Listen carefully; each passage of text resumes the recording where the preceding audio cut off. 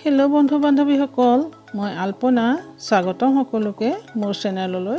আকৌ আহিলোঁ আপোনালোকৰ মাজলৈ এটি নতুন ভিডিঅ' লৈ। আজিৰ ভিডিঅ'টিত মই এই সুন্দৰ পাতৰ পাতবাহাৰজোপা লৈ আহিছোঁ। এইজোপাৰ নাম আইৰেচিন। ইয়াৰ পাতৰ সৌন্দৰ্য চাওক, কি সুন্দৰ পাৰ্পল আৰু ডাৰ্ক ব্ৰাউন কালাৰৰ ভেৰিগেশ্যনৰ হয়। খুব মৰম লগা ইয়াৰ পাতবিলাক।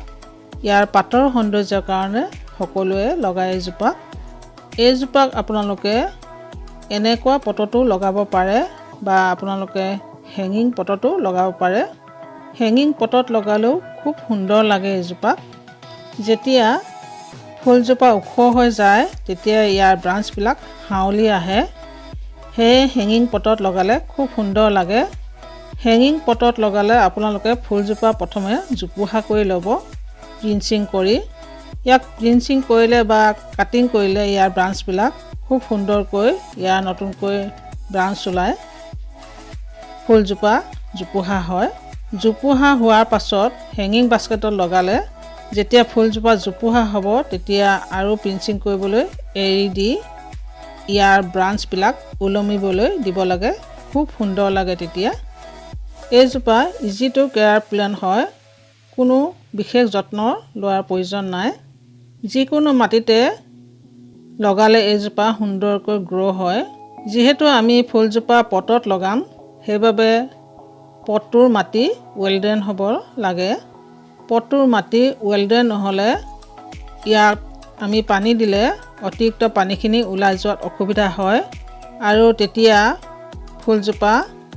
এই ফুলজোপাই নহয় যিকোনো ফুলতে বেছি পানী হ'লে পটটোৰ মাটিখিনিত বেছি যদি পানী জমা হৈ যায় ইয়াৰ শিপাবিলাক গেলি যাব আৰু ফুলজোপা মৰি যাব। সেয়ে আমি পটত লগালে যিকোনো ফুল লগালে ৱেল ড্ৰেইন হ'ব লাগে। সেইবাবে 30% সাধাৰণ মাটি 30% বালি বা 40% সাধাৰণ মাটি আৰু 40% বালি লৈ ইয়াৰ পটটোৰ বাবে মাটি প্ৰস্তুত কৰি ল'ব লাগে। ইয়াক সাৰ দিয়া বিশেষ প্ৰয়োজন নাই। সাৰৰ মাত্ৰা 20% দিলেও ইয়াৰ গ্ৰ'থ খুব সুন্দৰ হয়। এতিয়া আহোঁ এইজোপা ফুলক কেনেকুৱা জেগাত থ'ব লাগে মানে কেনেকুৱা সূৰ্য পোহৰৰ প্ৰয়োজন। এইজোপা ফুলক আপোনালোকে পোনে পোনে সূৰ্য পোহৰত নথ'ব। মাটিত ৰুলে কথাটো অৱশ্যে সুকীয়া হয়, কিন্তু তথাপিও আপোনালোকে ফুলজোপাক পোনে পোনে সূৰ্য পোহৰত 3-4 ঘণ্টা পোৱাকৈ থ'ব।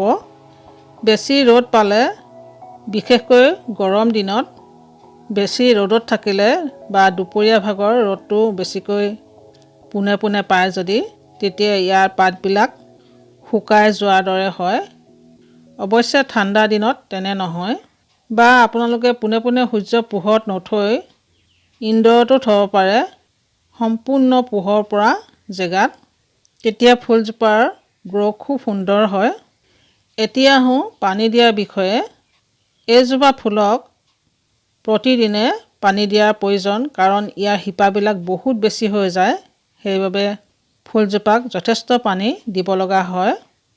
পটটোৰ মাটিখিনি সেমেকাই থ'ব সুন্দৰ গ্ৰ'থৰ বাবে। এতিয়া আহোঁ ইয়াক মাজে মাজে দিব লগা সাৰৰ বিষয়ে। এইজোপাক বিশেষ সাৰৰ প্ৰয়োজন নাই যদিও এইজোপা যিহেতু পাতবাহাৰ হয় সেইবাবে ইয়াৰ পাতৰ উজ্জ্বলতা আৰু ভেৰিগেশ্যনৰ বাবে সুন্দৰ গ্ৰ'থৰ বাবে আপোনালোকে নাইট্ৰজেনযুক্ত সাৰ ব্যৱহাৰ কৰিব। প্ৰতি 15 দিনৰ মূৰে মূৰে আপোনালোকে লিকুইড সাৰ, শুকান গোবৰ বা কেঁচু সাৰৰ পৰা বনোৱা লিকুইড সাৰ প্ৰস্তুত কৰি ফুলজোপাৰ গুৰিত দিব পাৰে। তেতিয়া ইয়াৰ পাতৰ উজ্জ্বলতা খুব বেছি হয়। এতিয়া আহোঁ ইয়াৰ পৰা পুলি কেনেকৈ প্ৰস্তুত কৰি ল'ব পাৰি। ইয়াৰ একেবাৰে সৰু কাটিঙৰ পৰা নতুনকৈ পুলি প্ৰস্তুত কৰি ল'ব পাৰি। আপোনালোকে পানীত জুবিয়াই দিও ইয়াৰ পোখা ওলায় অতি সহজে। পানীত জুবিয়াই থ'লে বা আপোনালোকে এইজোপা মাটিতো গ্ৰ' কৰিব পাৰে। যিসকল নিউ গাৰ্ডেনাৰ সেইসকলে কক'পিটত গ্ৰ' কৰিব।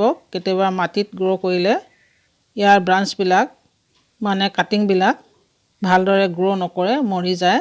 সেইবাবে আপোনালোকে কক'পিটতো ইয়াক গ্ৰ' কৰিব পাৰে। খুব সুন্দৰকৈ অতি সহজে গ্ৰ' হয়। এইজোপা ফুল যথেষ্ট ওখ হৈ যায় যদি ইয়াক কাটিং কৰা নহয়। সেইবাবে আপোনালোকে ইয়াক জোপোহা কৰিবলৈ ইয়াৰ কাটিং কৰি থকাৰ প্ৰয়োজন নহ'লে যথেষ্ট ওখ হৈ যায়। নতুবা আপোনালোকে কাটিং নকৰি ইয়াক প্ৰিঞ্চিং কৰিব লাগে। একেবাৰে সৰুৰ পৰাই ইয়াৰ আগবিলাক প্ৰিঞ্চিং কৰি গৈ থাকিলে খুব সুন্দৰকৈ জোপোহা হয়। একেবাৰে সৰুকৈ প্ৰিঞ্চিং কৰিব। অ'কে ফ্ৰেণ্ডছ, আজিলৈ আহোঁ। ভিডিঅ'টো লাইক, শ্বেয়াৰ এণ্ড ছাবস্ক্ৰাইব কৰে যেন বেল আইকনটো ক্লিক কৰিব। তেতিয়া মোৰ নতুন ভিডিঅ' আহিলে ন'টিফিকেশ্যনত পাই থাকিব। ধন্যবাদ ভিডিঅ'টো চোৱাৰ বাবে।